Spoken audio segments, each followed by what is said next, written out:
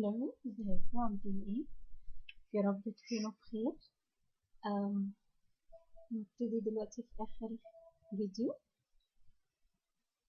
هو شرح الجرامر بتاع الليسون الأخير بتاع Family and Friends. Comparative and Superlative Adjectives اللي هي صيغة المفاضلة أو صيغة مقارنة Comparative، التفضيل Superlative. طبعا Adjectives اللي هي الصفات. Adjectives can compare two things or more than two things. When we make these comparisons, we use comparative and superlative forms of adjectives. يبقى احنا بنستخدمهم امتى؟ To compare two things or more. بنقارن ما بين حاجتين أو أكتر. أول حاجة, let's start with the comparatives. We use the comparative forms to compare two things or persons. We can compare objects, say for example, this book or my book is heavier than yours.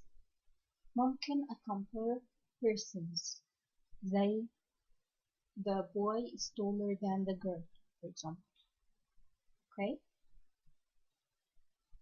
Adjectives are either short, يعني ايه short adjective? It consists of one syllable. Syllable اللي هو المقطع. Or long adjectives consist of two syllables or more. Okay. احنا we have two different kinds of adjectives. Short adjectives زي tall, short, old, hard. كل دي adjectives قصيرة, يعني بتتكون من مقطع واحد, مش بنقسمها. اوكي. في long adjectives زي interesting, interesting, beautiful, beautiful, and so on. أي adjective طويلة بتختلف لما بنيجي نحطها في comparative form عن short adjectives. For adjectives that are just one syllable, we add er to the end of the adjective وبعدها بنحط than. tall تبقى taller than, short shorter than, old older than, hard harder than. Okay. في note مهمة خلي بالكم منها. In the adjectives ending in y, we change the y into I, then we add the er. خلاص. عندنا adjective زي easy مش هنحط er على طول. Always don't forget to cross out the y and add I instead of it, followed by er. Easy هنشيل ال y ونحط IER تبقى easier than. Noisy noisier than. noisy دي كانت أو noisier than to be accurate كانت في التكست اللي احنا قريناه مع بعض. Happy happier than. lazy lazier than. The point out of this note إن احنا ال y دايما في آخر الadjective بنشطبها وبنحط بدلها IER. This is for the short adjectives. بالنسبة بقى لللونج adjectives اللي بتتكون من more than one syllable, تقيلة قوي في النطق. إن احنا adjective زي beautiful مثلا, إن أنا أقول she's beautifuler than, مش هنعرف حتى نقول. فتخفيفا وتسهيلا للنطق بنسيب الadjective زي ما هي عشان it's already long, ف we can't add more letters to it. بنعمل إيه؟ بنحط كلمة قبلها. الكلمة دي it's either more or less, وبعدها هنحط than زي ما كنا بنعمل مع short adjectives. يبقى in other words, more or less compensates for أو takes the place of ER اللي احنا كنا بنحطهم في الأول. خلاص؟ يعني بالعربي بدل ما كنا في الأول بنحط ER, since adjective أو الصفة is already long, فاحنا مش هنزود عليها. بدل ER هنحط more في حالة إن عايزين نقول أكتر من, أو less في حالة إن احنا عايزين نقول أقل من. For example, aggressive aggressive. كل ال adjectives دي are taken from the text that we have just read in the previous video. aggressive هتبقى more aggressive than، مش هنحط R ولا ER، هنحط more. considerate more considerate than. stubborn less stubborn than. mature more mature than. patient more patient than. worried less worried than, and so on. أي adjective that consists of more than one syllable, we add more or less before it and then after it. والadjective زي ما هي في النص ما بنغيرش فيها أي حاجة. طبعا خلي بالنا ما ينفعش مثلا أقول more قبل صفة قصيرة، ما ينفعش أقول more large وما ينفعش أقول more larger، لا بنقول larger على طول. ما ينفعش أقول more tall، ما ينفعش أقول more taller، لا أنا بقول taller على طول and so on. ده بالنسبة للcomparative.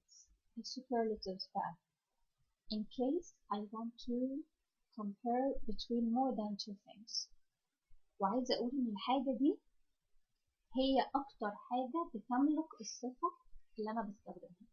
For example, I have 3 books. One of them is 500 pages والاتنين التانيين صغننين 20 pages or 30 or whatever.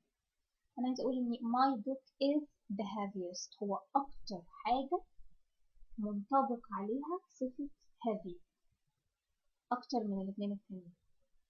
In this case بنعمل إيه بقى؟ When comparing more than two things we use the superlative form of the adjective. For short adjectives برضو هندistinguish أو هنفرق ما بين ال short adjectives وال long adjectives و superlatives. The short adjectives حط قبلها than وبعدها est. long هتبقى the longest. This is the longest snake ever. fair يعني عادل هتبقى the fairest. cute the cutest. smart the smartest. She is the smartest girl in the class, for example. خلاص short adjectives قبلهم ده بعدهم est. طيب what about the long adjectives? For the long adjectives we use the most or the least. نفس الكلام اللي قلناه في comparative. Since the adjective is already very long, we will not add more syllables to it. أمال هنعمل إيه؟ Instead of using the est at the end of the adjective, we will use the most or the least before the adjective وهنخلي ال long adjective زي ما هي مش هنغير فيها أي حاجة. أوكي طبعا the most في حالة أكتر حاجة فيها الصفة دي وده least أقل حاجة فيها الصفة. stubborn is the most stubborn of his siblings. siblings اللي هم الأشقاء هو أكتر واحد عنيف في الدنيا. aggressive she is the most aggressive girl in the house, for example. beautiful this is the most beautiful flower in the garden, and so on. يبقى المهم برضو إن أي adjective طويلة هنحط قبلها the most or the least عشان مش هينفع نزود syllable. عندنا بقى few notes كده نخلي بالنا منها ملحوظات. There are irregular adjectives that you have to memorize. memorize يعني تحفظوهم، بمعنى إن هم شكلهم they are irregular، هم شكلهم بيتغير totally في ال comparative وال superlative forms. ولا بنحط ER ولا ESP ولا more ولا the most ولا أي حاجة، شكلهم بيتغير بنحفظهم زي ما هم. basically they are 4. أول واحدة good، مفيش حاجة اسمها gooder، مفيش حاجة اسمها goodest. أمال في comparative بنقول better، مثلا sleeping early is better than sleeping late. وفي ال superlative بنقول best. this is the best day ever أو this is the best surprise ever. bad ولو badly الadverb اللي هو الحال، والحال بيجي عشان يوصف الverb. okay بس احنا let's focus mainly on the adjective. bad بتبقى worse، مفيش حاجة اسمها badder، مفيش حاجة اسمها baddest. بتبقى worse، بنقول عادي worse than، أو the worst الأسوأ. This is the worst experience ever. far يعني بعيد. comparative form is farther or further الاتنين صح. والsuperlative the farthest or the furthest. little بتبقى less or least. The last note when the adjective ends in a vowel followed by a consonant double the last letter. fat for example آخر حاجة vowel A وبعدها consonant T بقت fatter. التي بقت مرتين double T. big bigger double G. sad sadder double D. دايما نخلي بالنا من ده.